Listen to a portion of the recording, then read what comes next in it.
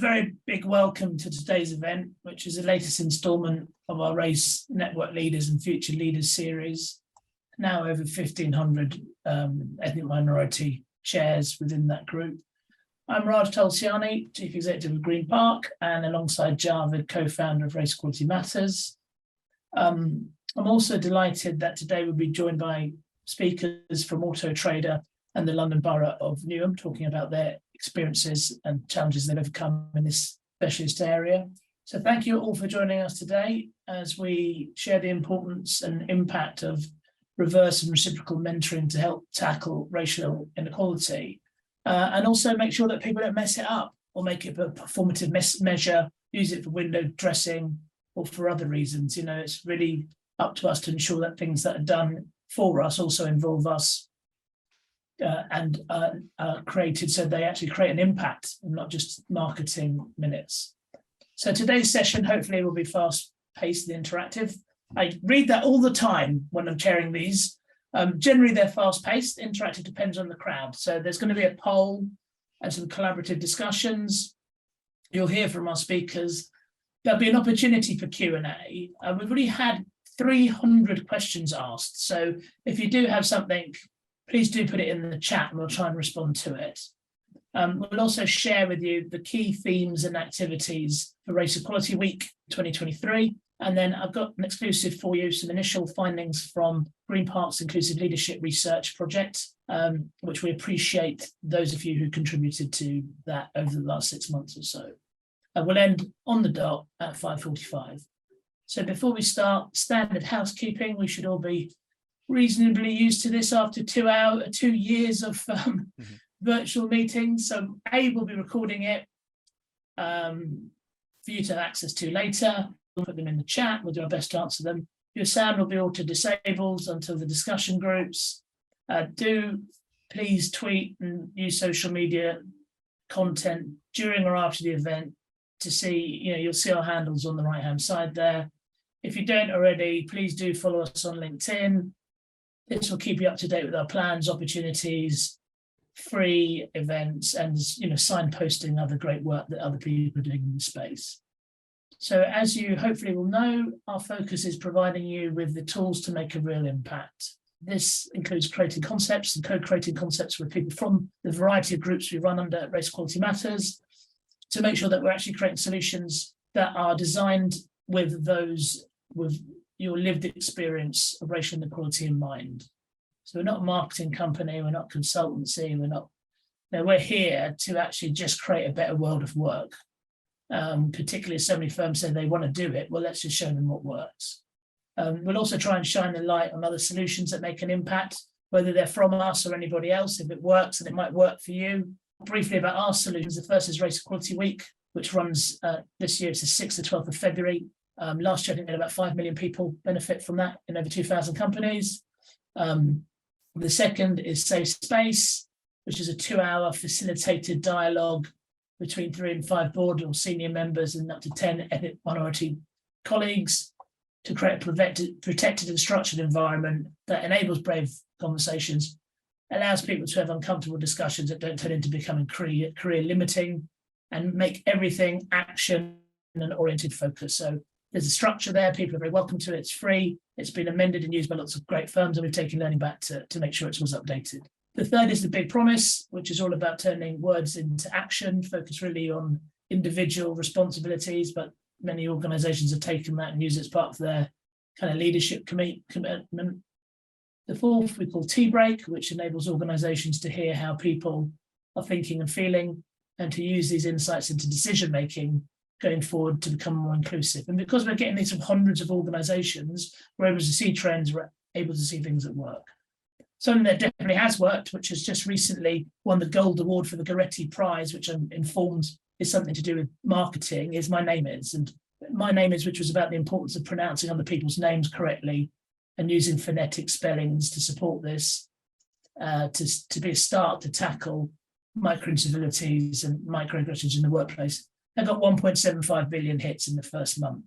So, I beg your pardon, 1.74, I'm prone to exaggeration. But what we saw with that is actually it was the stories that were even more important, and learning from that again. was fantastic. So that's a taster of its impact and its reach. We provide all of these solutions, all of these how to do it right guides, all of these workshops free to individuals.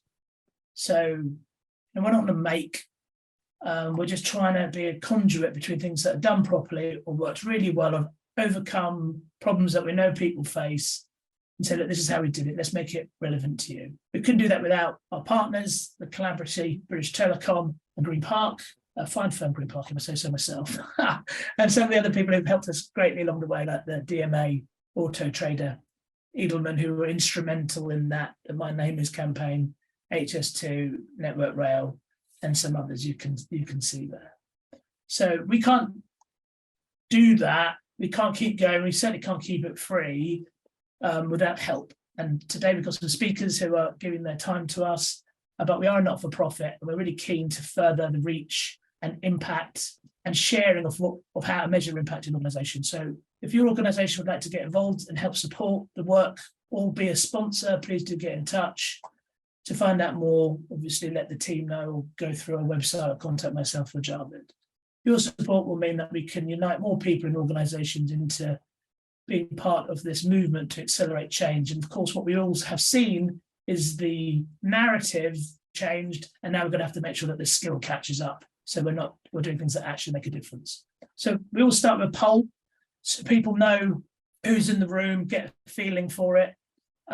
It should take less than 5 minutes, and I tend to go through the questions when we're at about 65–70%. Thank you for completing the poll. As we can see, 63% of us here today identify as ethnically diverse, and the remainder 37% as allies, which is a good mix and shows the importance of today's event. Question 2, in your organisation, where do you sit?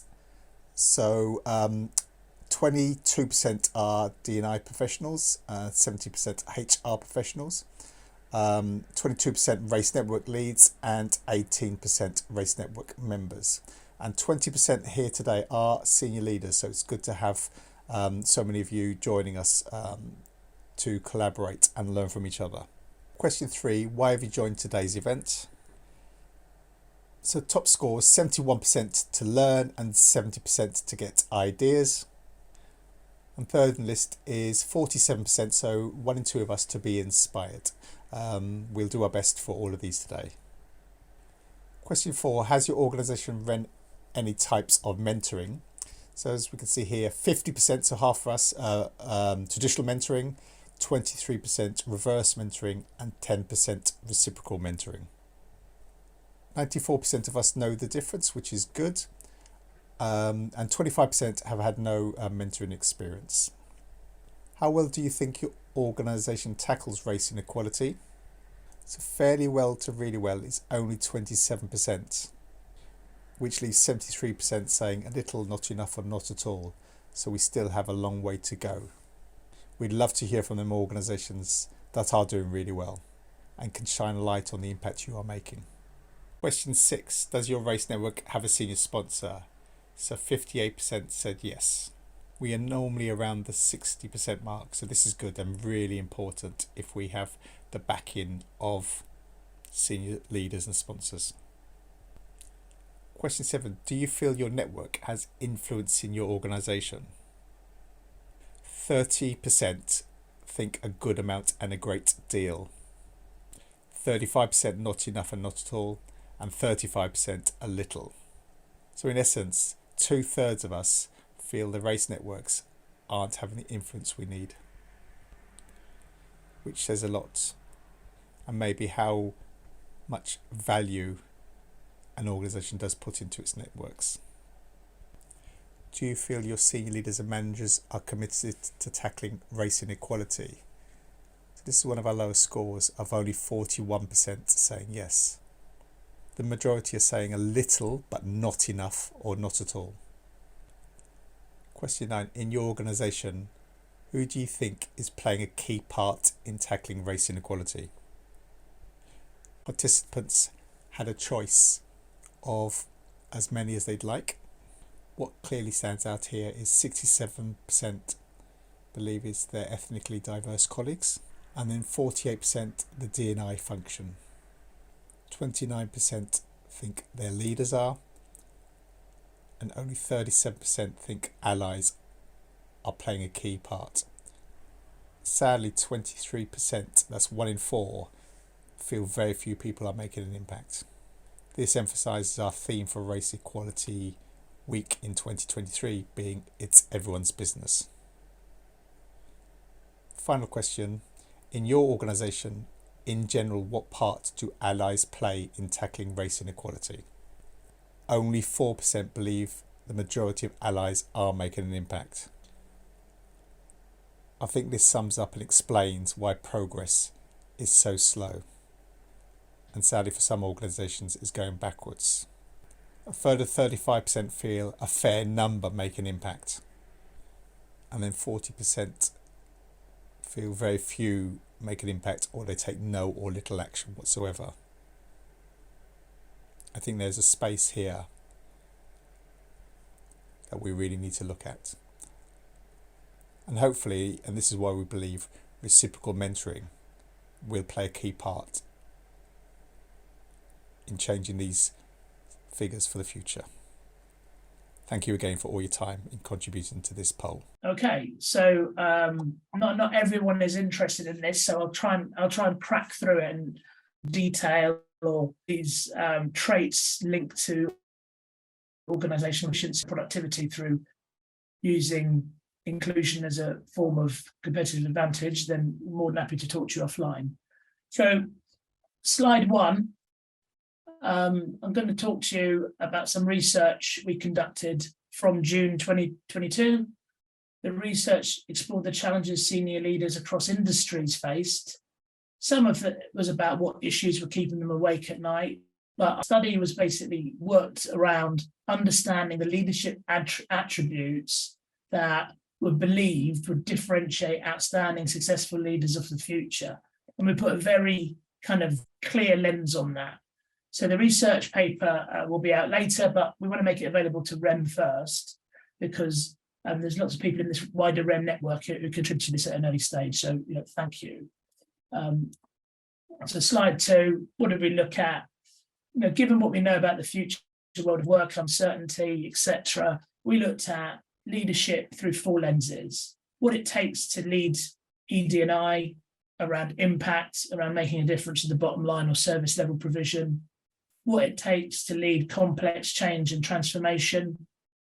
The technical leadership attributes to drive the fast-paced digital agenda, and what leaders need to do to credibly lead ESG and sustainability initiatives. So a big broad leadership framework, but quarter unashamedly looking at bringing the future into focus. Many of you in the network will recall that we invited REM members to complete a survey around these issues. It was really critical to us that respondent group reflected a much more diverse group than other providers of leadership and management assessment, because the difference in perception and the difference in priorities was huge. We asked individuals from ethnic minority backgrounds about their experience of inclusion and exclusion in the workplace. In fact, I think from this group, we talked to about 160 individuals, 86 from the core REM membership and 70 from REM clients and organisations, 55 of those from an ethnic minority background. So we also held deep dive follow-up interviews with around 10 or just under 10 race equality network leads. We found that 74% of the respondents who identified from an ethnic minority group had themselves reported the exclusion on the basis of race.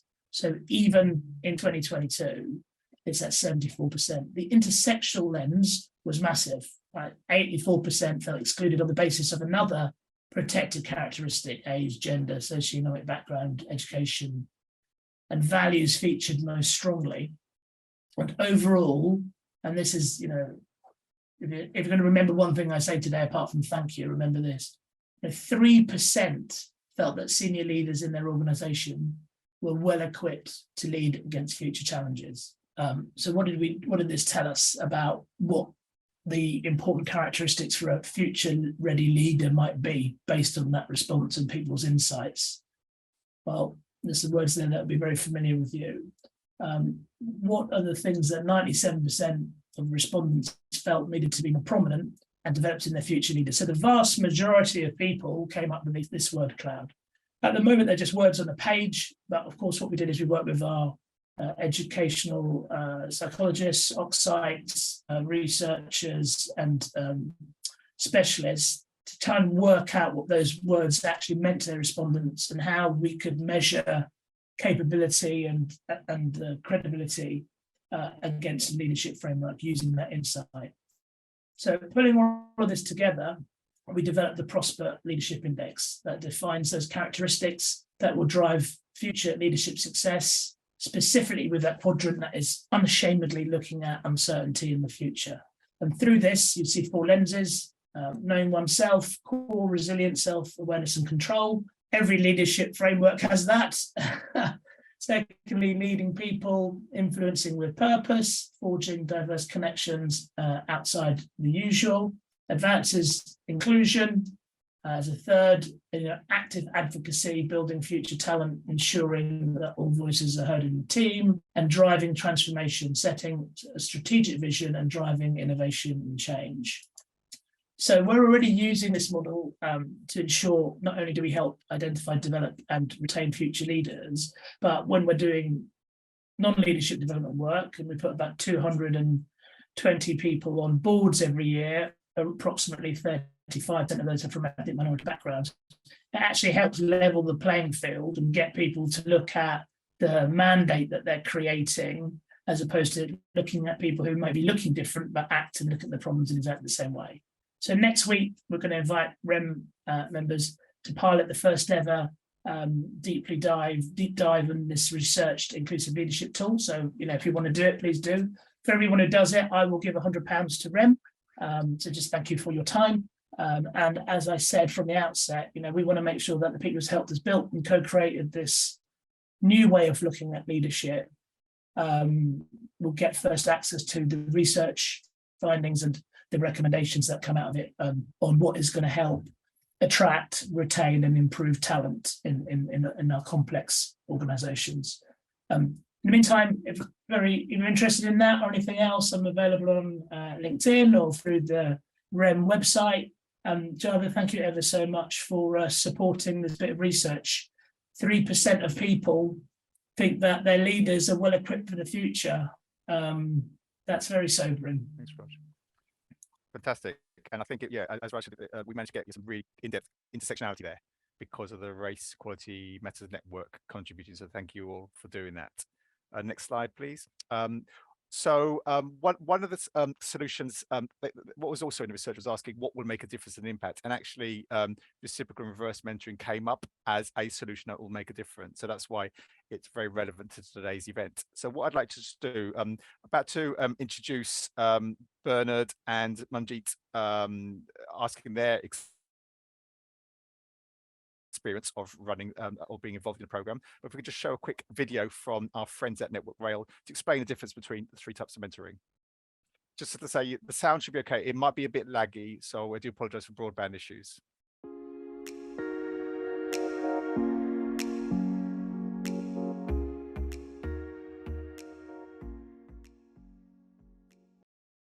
Hi everyone, I'm Lily Kitchen and I'm part of Network Rail's diversity and inclusion team.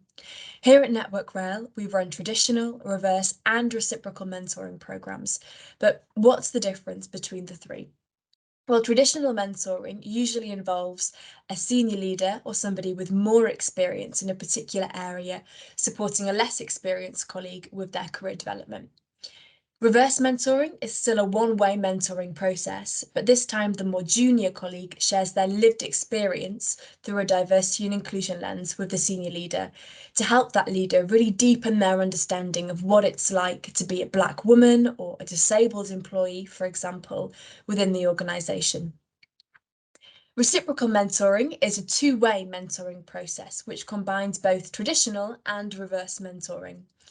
The more junior employee mentors the senior leader by sharing their lived experience through a diversity and inclusion lens, and in turn, they are mentored by a senior leader on areas that will help them advance their careers. Participants are therefore mentoring partners rather than mentees or mentors. At Network Rail, we're really proud of our Reciprocal Mentoring Programme and the impact it has had in supporting colleagues with their professional and their personal development. If I had to give 2 benefits to the programme we've run, I'd say that firstly, it drives leadership accountability for being positively curious about their colleagues' lived experience and importantly, taking action based on what they learn.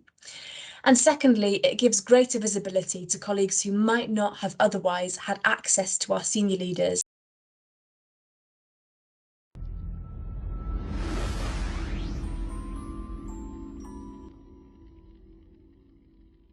So how does it work in practice? How do you create a reciprocal mentoring program? To look more in depth at this, delighted to introduce the first of our guest speakers, Bernard Bruce and Manjeet Bansal from London, which I'm delighted to say of trailblazer status, which we'll tell you about later. Bernard and Manjeet, warm welcome. Please unmute yourselves. Thank you. Bernard is the program manager for the Tackling Racism, Inequality and Disproportionality program at the London Borough of Newham. And Manjeet is the employment and benefits advisor for our Newham Money, working specifically with referrals from Homelessness Prevention Advice Service. Manjeet is also co-chair for Newham's official Race Equality Staff Forum after gaining confidence herself from the Reciprocal Mentoring Programme last year. So a huge welcome to you both. Newham Council have introduced a reciprocal mentoring, which you call co-mentoring program. But why did you set up reciprocal, or can I call it co-mentoring program, and not a reverse mentoring program, and who can take part? Thanks for that, Trevor. Good afternoon or good evening, everyone. So we've actually got, we call it the Reciprocal Mentoring Program within Newham. This was set up as part of the Tackling Racism, Inequality and Disproportionality Program. So the TRID program itself was launched in probably July 2020, and Reciprocal Mentoring was a key deliver our Project One, which we call Newham as an employer, which focuses on everything in terms of internal practices and supporting the organisation around that. So there was a particular pledge that encouraged us to say to the organisation, we will enable our staff to live in our organisational values, and we'll put in place measures to protect against unconscious bias in order that we have a representative and inclusive workforce. So the reason we went for reciprocal mentoring over reverse mentoring is that, as was kind of explained in the video, traditional mentoring is probably a bit more hierarchical, where senior managers kind of mentor downwards, so to speak. So reciprocal mentoring is about really trying to understand the lived experience of each other, really. So you've got a senior leader and you've got someone who's not a senior leader, but they're also able to share those experiences and work as partners in progress. And I think that is one of the key things about this, particularly within the TRID program. And I think is to really try and create out those firm levels of trust for a solid foundation as well, to kind of break those power dynamics and to really encourage members aren't senior yet, and to really just try to push them to form and contribute some of the changes which we want to see in the organization. So through the reciprocal mentoring scheme, we want to create co-mentoring relationships. So we won't call it a mentor and a mentee. They are co-mentors. And again, that kind of just reduces that power dynamic. And in doing so, the main aim is to really build an inclusive organizational culture, break down some of those barriers that are facing our Black, Asian and ethnically diverse colleagues within the organization, and it enables all participants to really kind of develop some of those key leadership skills, including skills on self-awareness, active listening, and hopefully enabling change in other people as well. So so it's definitely been something which has been positive, and I'm glad to have personally taken part in it, having also done traditional mentoring in the past elsewhere. We've heard quite a lot of organizations have done reverse mentoring. Some it's gone really well and some not so well at all, and I think it's the power dynamic has been the challenge, so hence the difference in reciprocal mentoring. So thank you for sharing that, Bernard. It goes back to what Raj was saying, it's giving people the skills to run it correctly, if you want to use that word. Manjeet, how does the process work when you yourselves run it? Okay, so hello everyone. So basically it starts off with they approach senior managers that would possibly volunteer themselves to be involved. But initially, when it was my cohort, the first cohort, they were told they need to be involved. And then obviously junior members of staff volunteered to also. have a training session set up. So we had 4 training sessions, which helps us build a relationship and break the barriers of that seniority and junior staff levels. And the training, Ben had mentioned some of it, is about addressing identity, it be bias and conscious and not, and the conscious, and what's the other one of it? Unconscious. That's it, unconscious bias.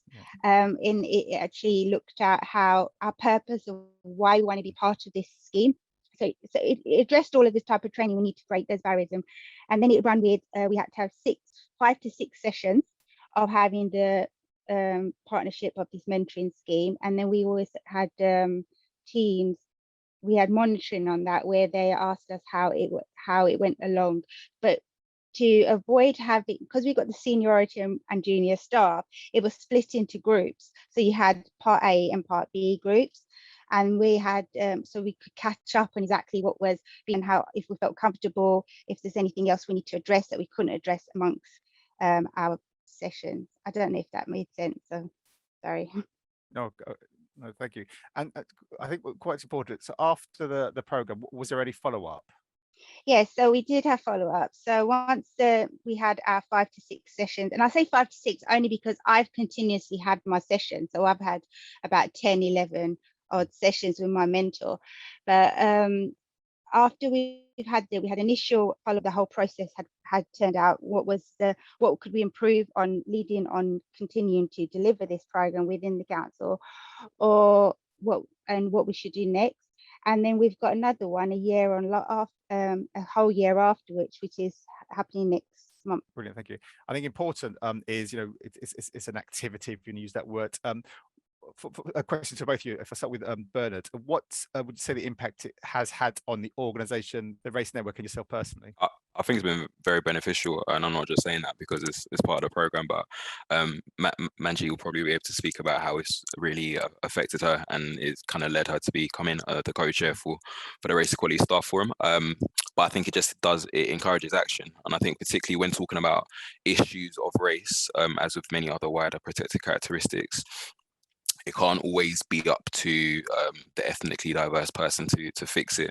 I think it sits with everyone, and I think in terms of building that role of allyship and understanding, that's all part of that. So it helps us all play a part in making a better environment. So people from ethnically diverse backgrounds who have experienced certain things are able to share that, and people who might not have necessarily experienced that are able to get a bit of an understanding to hopefully create better cultures within their own personal environments as well. So as Manny kind of mentioned, the way we do it is, and I think we've got a group A who are junior colleagues who are from ethnically diverse backgrounds, and then we've got mentor Bs who are senior managers who would come from any background.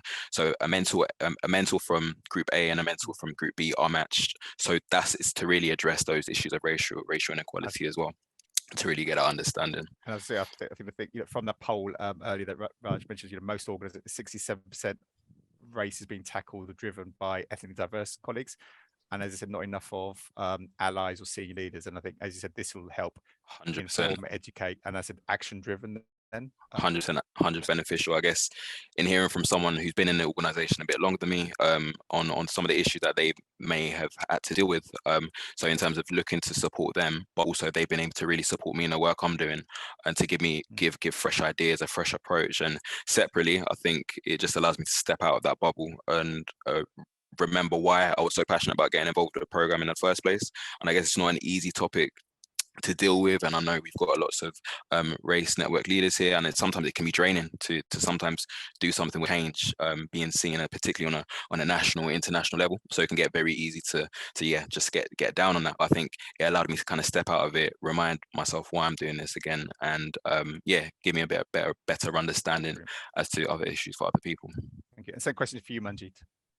Can you repeat the question? Yes, sorry. So basically, it's, focus on the impact. What impact have you seen it have on the organisation, the race network, and I think we touched upon yourself personally as well? Okay, so overall, since from the cohort I was from, there's been several promotions within some of the staff members, and then generally in the organisation, where we are trying to make the change of how people are treated and respected and the opportunities presented to them, and having that relationship with a senior member of staff has helped to start. It's like throwing a stone in a river and it rippling out. So you're starting off small in exactly where you organise it and how you can make that all follow through outwards, leading outwards, and how we can make that change. And then so how it worked for me, I'd say that worked perfectly in my position, but it also with the senior co-mentor I had also did it downwards. So it's kind of meeting halfway in the middle, and then that being echoed with other hearsay with everyone else, good news stories as such, with all other members of staff of all levels wanting to participate. So we made me personally, I feel we made a big for us to carry on with having cohort 2, and hopefully it continues. Brilliant, thank you. I'm conscious of time, so Manjeet and Bernard are here for the whole event, so there's a chance for Q&A after. So feel free to put some questions in the chat now, which they're responding to, I think, and then afterwards we'll you can ask some more questions on that. So I'd suggest if after today's event you're thinking about running a reciprocal mentor thing, give everyone a little pebble. Is that right? Little pebble. Start with that, and then that's how you get the ripple effect going. So thank you for sharing that. Shortly, we'll be going to give you a topic to discuss amongst yourselves. But before that, we'd like to introduce you to our next special guest, Sophie Penrose, from our greatly valued Race Equality Matters partner, Auto Trader. They have a slightly different mentoring program. So if you could please unmute yourself.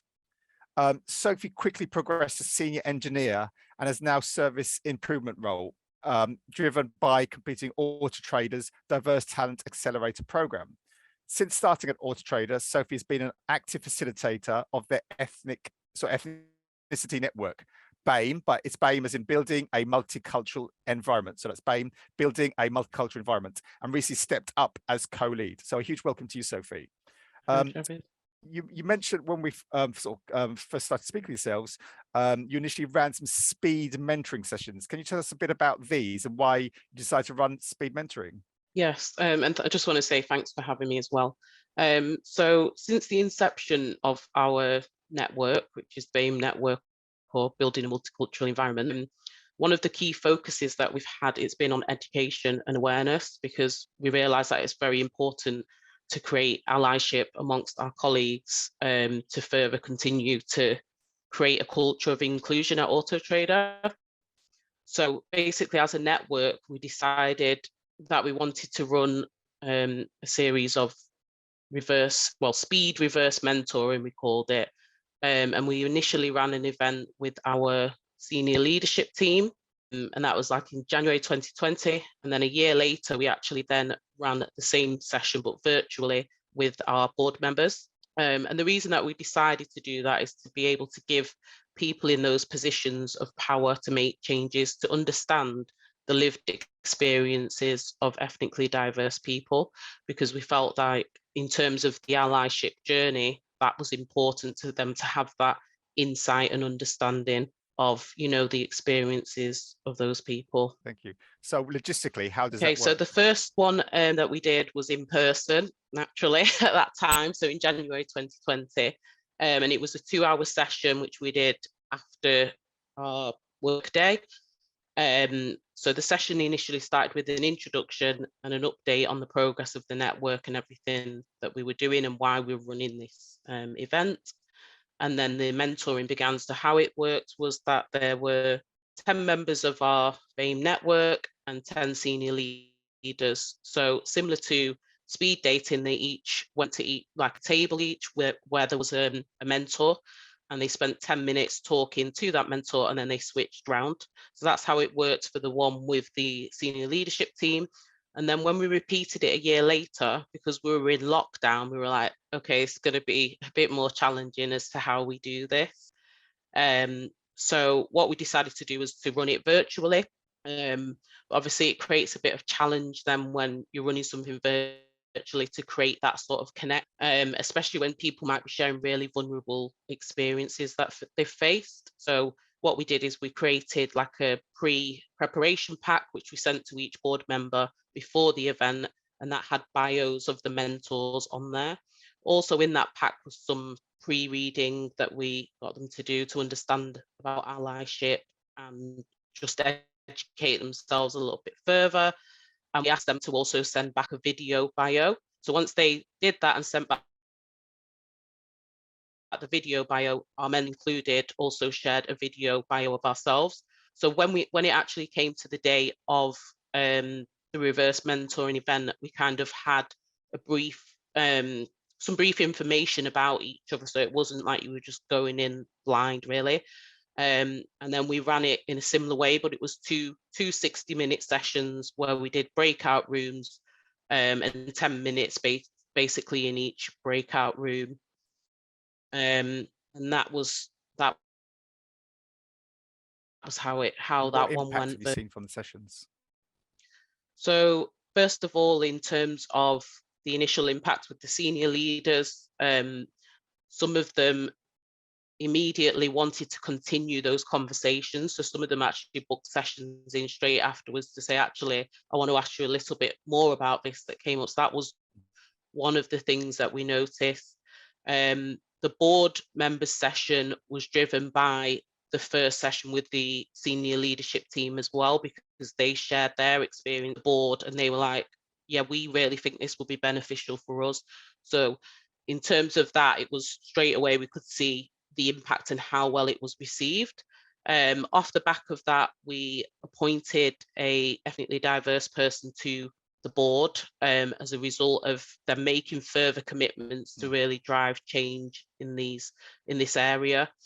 And I think just in terms of having that buy-in from our senior leadership team, which we did have before, it turned up a notch with them seeing and hearing these stories of, you know, things that they never dreamed or thought that people would have to deal with or think about in their day-to-day lives.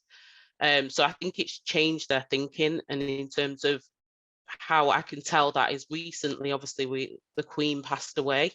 And one of our senior leadership team actually gave the BAME network a heads up before they put out any internal comms to say, look, we're aware this has happened. We're going to have to put something out, but we're also aware that for certain communities, there may be mixed feelings about it.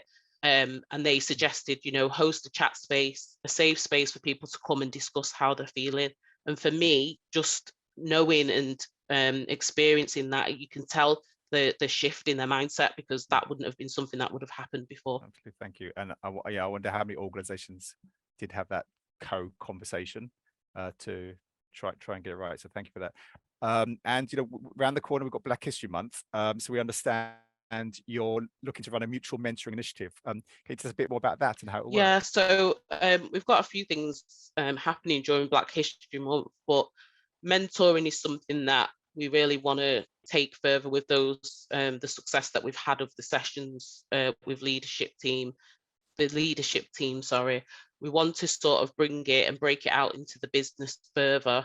At the minute, we do have a mentoring, just your standard mentoring program, but there's not a lot of representation in there. So we've been having discussions and we're like, well, we want to get more representation from, you know, ethnically diverse people as mentors, but we also want to be able to do something where we can also help with our commitments in the network around, you know, helping people from diverse backgrounds. So with that being said, we've decided to go with mutual mentoring. So we're launching during Black History Month a series of mutual mentoring sessions. So it's going to be every Wednesday for the full month of October.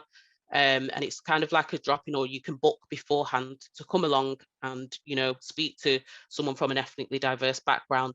And also it's the way we see it is it's learning from each other, which is why we have rebranded it as mutual mentoring. Again, this just ties in with the allyship work that we're trying to do right across the business. We don't see it as just being the leadership team that, you know, need to get involved with this. So that's the plan that we have for that. You know, it's talked about a lot. So I guess the key thing on the back of this, how you make sure action is taken and how will you measure any impact? Yeah, so what we're also doing alongside the mutual mentoring in October is we've set up a series of what we're calling commitments or challenges on our volunteering platform, which we're asking people to sign up to those commitments. So it could be something as simple as watch this video or read this about terminology and so on. And we're asking people to commit to doing that either begin their journey on allyship or to further that journey and just sort of realign to the allyship. And the hope is that once people sign up on there, they do the task that's set on there, they mark it as complete. And then what we're going to do as a little thank you is to give them a badge with our logo, our network's logo on there, just to show again that, you know, we appreciate them committing to it, but also they feel like when they're wearing that badge that they're showing their support to us as well. So we think it's really powerful, and it's a way for us to measure, you know, how many employees in the business are signing up and taking part in this. Fantastic, thank you. So I'm conscious of time, so a couple of things, if we're okay. So Sophie's around as well for Q. I know there's loads of questions coming in the chat, so if Sophie wants to have a look at them, and then what we'll do is a Q&A at the end as well. But now conscious that the chances to co-collaborate, we're going to split you all into groups of typically between 5 to 8 people in the groups. You can have 8 minutes in there, and what we wanted to do, because there's a number of things to be discussed here, is share your own thoughts about the different types of mentoring approaches. So this is a chance to learn from each other. I appreciate some of you going into the room is brand new, some have done the experiences, so you'll go in these groups like that. You'll have 8 minutes. When you go into the group, unmute yourself. Don't spend time introducing yourselves, because that will take the 8 minutes. Someone may want to manage time and manage to make sure everyone has to say. So without further ado, if you can go into your groups, and then basically what your thoughts about the different type of mentoring approaches, you know, please share. And speakers, please feel free to go into a group. However, for the rest of the audience, they're not necessarily going to be chairing that group. They want to learn as much as yourselves. So thank you all. Okay, brilliant. Thank you. And welcome back, everyone. I appreciate that. So really interesting subject matter in our thing. I think there's a lot of thing that pulled out was people sort of preparing people in advance, you know, about how the conversation may go and giving top tips and everything like that. So we will, you know, we'll share some more thoughts with you after this event. There's a couple of poll questions that might be relevant to the conversations you've just had. So we mentioned about Newham being trailblazers. So trailblazers is all about and Raj mentioned earlier, we want to showcase what works. So you can be a trailblazer for running our solutions, or the next slide, please, or actually showing what you've done in your organization to tackle race inequality. So, you know, reciprocal mentoring is not a solution that we've used. An organization that might run it can share, this is what we've done, this is the impact it's had. And these are more than awards, so everyone can get it, but you need to stand it. And decision making is done by a whole panel of ethnically diverse colleagues from across the country, you know, all outside Independent Race Equality Matters, for part of the network. So congratulations. Next slide, please. These are our first cohort of trailblazers. Next slide, please. And then we're also looking at we've just had the new lot in, and if you're interested in being a trailblazer, the next round will be in the spring. We've got a jobs board, so please go onto our website to find out more about that. Next slide, please. Race Equality Week, by speaking to everyone, and it came up in the poll initially, you know, to tackle race inequality, it isn't for one person, one team, one department, or one network. It's everyone's business. You know, everyone has to play their part in it. And again, it's not just talking about it or turning up at lunch and learn. It's action that drives change. And you've heard from hopefully some of the speakers here what makes a difference. Next slide, please. So we're going to explain more about it in more time, but we're going to be introducing a 5-day challenge, which is going to be bite-sized insights for how to, I call it education light, everyone about key issues, microaggressions, how to be not an ally, but an active ally, etc. So more of that's going to be coming soon. And we'll ask many of you to help us build this. We've got lots of ideas that we're pulling together. And this came from the initial concept came from America, 21-day challenge. And Natalie Watt presented this at an event earlier in the year for us, which the audience, including many of ourselves, thought was brilliant. So what we're now doing is reconfiguring it to fit for Race Equality Week. So watch out for that. And it will link with the big promise. And the big promise is organizations sign race charters, absolutely fine. But this is where everyone makes their commitment and is transparent about it. But more about that coming soon. Next slide, please. So we've got 3 months to go. Race Equality Week countdown event where we'll be launching the materials for the the 5-day challenge. That's on the 9th of November. But before then, in Black History Month, we've got a How to Do It Right workshop for tea break, which many, and we know many of you running a tea break during Black History Month, but also may want to run it for Race Equality Week. So these are free events, like Raj said, for yourselves as individuals. Next slide, please. Okay, we've also got, because we know people want to keep the conversation going, we've got a guild network. It's free. We'll send you the link, or the link will go in the chat here. It's best to download it on your thing like WhatsApp and everything. So, you know, it's quite interactive, and people ask and share tips and questions, etc. I think that's it. Next slide, please. I think we're into the Q&A now. Is that right? So one quick poll, actually, and this is really crucial. This will help us identify how we can support you going forward as a race network, but also with regard to the mentoring. So if you could spend a couple of minutes on the poll, and we'll share the results with you after the event. Thank you all for contributing to our final poll. Fantastic to see 94% would recommend today's event to others. So huge thank you to our wonderful speakers for getting the message, the insights and the learnings across. Which of the following focuses do you think will have a meaningful impact on tackling race inequality? 79%, so 4 in 5 of us, thinks it's everyone's business. 65% action drives change, and a further 62% change happens together. And action, not words, is 56%. So clearly showing what will help create a meaningful impact. We will utilise this information for future events and also the theme for Race Equality Week. Question 4 was discussion group insightful. 78% found it. So thank you all for contributing and sharing with each other. One of the questions we asked at the beginning, how did today's event help you? And it's great to see 79% got ideas, 59% feel they learnt something, and 41% inspired. Question 6, do you think reciprocal mentoring will help make an impact on tackling race inequality in your organisation? 81% feel it'd be a catalyst, a great deal or significant impact, which is fantastic. And again, testament to how our wonderful speakers brought it to life and highlighting the impact it can make. Question 7, would you be keen to explore how your organisation could run reciprocal mentoring? 76% saying yes, and 13% already doing it. So again, a fantastic response from you all to show the potential we can have with reciprocal mentoring. As we are solutions focused, would it be helpful if Race Equality Matters develop resources for reciprocal mentoring as a solution? And a fantastic 95% of you saying so.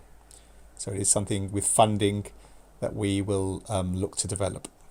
The resources that you'd find helpful, 87% how to do it right guides, 67% how to do a workshop, mini explainer video, 62%, and access to organisations that run it, 69%. So again, when we develop our solutions, we will look to incorporate all these things that make a difference and support you. Primarily giving you the skill and the resources you need to succeed. Final question, what may be of interest? So again, helpful for us to know what support and things will be of interest. So 58% of you finding out more about Trailblazers and 26% applying to be one. 13% would be keen on being a Trailblazer judge. So thank you for feeding that information. Once again, all thank you for feeding into the poll, and it's these insights enable us to develop the support, skills and resources you all need going forward. Many thanks. Raj, would you like to answer the first question? Why do HR struggle with EDI? That's from Arshad. Thanks, Arshad. Well, I think I've got a chapter and a half in my book about that. So in short terms, HR struggle with EDI because A, it's complex, and to understand the complexity, you have to understand lived experience. And the Green Park Leadership 10,000 research shows that HR is actually one of the least diverse corporate functions in the FTSE 100. So you've got people who perhaps look at the world in a particular way. It's quite new to them. the vast majority of them have got no technical training in this. So they go to the D&I director, often who's in HR, and that person, particularly in the private sector, for a very long time has been a stakeholder manager, not a technical change agent. So now you've got this thing where needs are changing quickly. People see more risk than they did before for doing nothing. So what do? Well, they go to HR and HR goes, well, Pepsi's doing this, so let's copy that. But cutting and paste doesn't work because every organization starts in a different quadrant around diversity, maturity, but also the people within that organization. And if you lump them into groups, fair enough, but ultimately by function, by geography, by length of service, by protected characteristics, people aren't starting in the same place. So they're applying these cut and paste solutions because that's what they're under pressure to do, but the lived experience and technical expertise to land those things just aren't working. So at the moment, where our diversity consultancy is working with 5 out of the 10 biggest retailers in the UK, all really good firms, all really well-meaning, but they're all looking at the same problems in completely different ways. So HR needs to be much more part of the solution, and they can't really create a solution for us without us. So co-creation is the number one reason why HR are failing to meet people's expectations at the moment. So a question from Gwyn Roberts. I'm going to go to Manjita for a second. Any suggestion on how to match up people for mentoring? So how did you go about the matching up? If you're talking Manjita, you're on mute. Oh, yeah, sorry. I think basically we had an external organisation who set up our mentoring scheme, which we call Red Quadrant. Yeah, and so that we had surveys that kind of a survey and reasoning why we wanted to be part of the scheme, and then they took the answers from that and matched us up with our co-mentors. Okay, brilliant. I think it's an important question. I just wonder, Sophie, did you want to add to that question? How did you match people up? Yeah, so with our one, because it was more of a speed reverse mentoring, like I say, it wasn't matching up per se, because each person got to spend, or each mentee got to spend time with each mentor. And that's how we're going to run it again for the sessions that we're doing during Black History Month. We had initially thought for the sessions during Black History Month that we put people's profiles up and allow them to sort of read the profile and then book in with that individual. However, we think because of people understanding that, even though for some people they might group us all together as ethnically diverse or BAME or so on, actually everybody has different lived experiences. So it's good to be able to hear from different people. And that's why we've taken that approach, so everybody gets a short burst of time with each person. Thank you.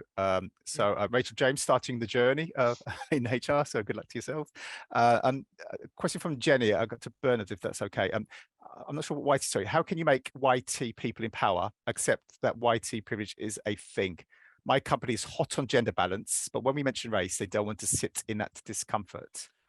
No, thanks for the question. I think so. I've been also trying to type answers to the questions in the chat as well. But in relation to this particular question, the TRID program was a big vehicle for that. So we did a staff survey where there was about 787 responses, and I guess a lot of the feedback was quite damning, essentially. And I think you can't hide from the data once you've heard from your employees as well. So if you've got a network or people that are able to reach out to people within the organization to really get an understanding of some of the key questions, you can't really run from that as well. I think we were kind of lucky to have the TRID program as that vehicle, but using surveys, using qualitative data is definitely the starting place to really engage with senior leaders and trying to engage with the person at the top. So whether that's your chief exec or anyone like that as well.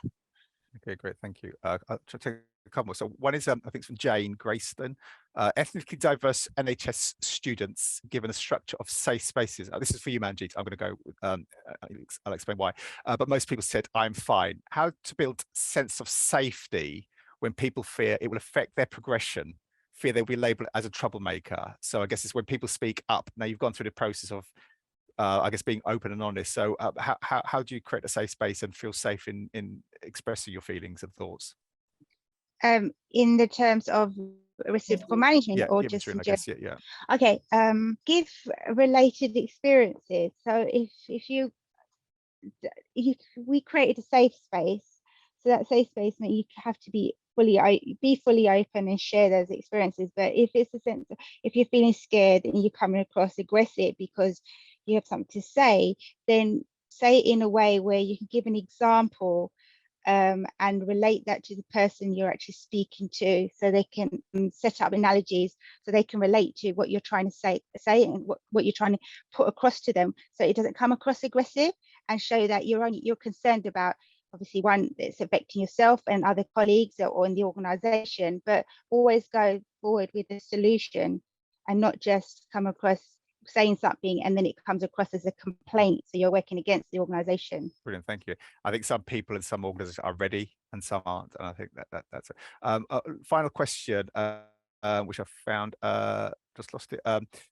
So yeah, so this is from Geeta, and I'm going to say this to Sophie, that's okay. How do we make senior leaders realize the importance of mentoring? I think initially, obviously, you need to get that buy-in from senior leaders, and I think to make them understand the importance of the mentoring is to go through that process with them. I think that for us was their biggest eye-opener, for them to really get an insight into, into what people experience, what their lived experiences are. So if you can get them to go through the process of mentoring, reverse mentoring, then that will then help you to get them to be more engaged with it and realize the importance of it. Because I think, once they hear it, it's about that empathy piece.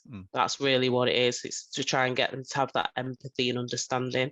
And once you get that, they'll realize the importance of it. Great, thank you very much.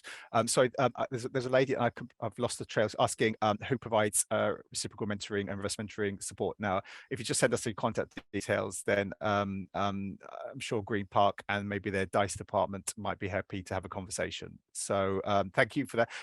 I think we could be here for beyond Black History Month if we took all the questions. So I do apologize. So if we do develop a resource to free, we will look to address these questions in that. But and if there's anything in particular questions that for different reasons, then we'll come back. We can't support, as a not-for-profit, we can't support organizations one-to-one, but and to create the resource, we do need funding for it. So if an organization out there wants to have their name and branding to be sponsored on it, provide some funding for us, then we can create the resource. We're ready to do it.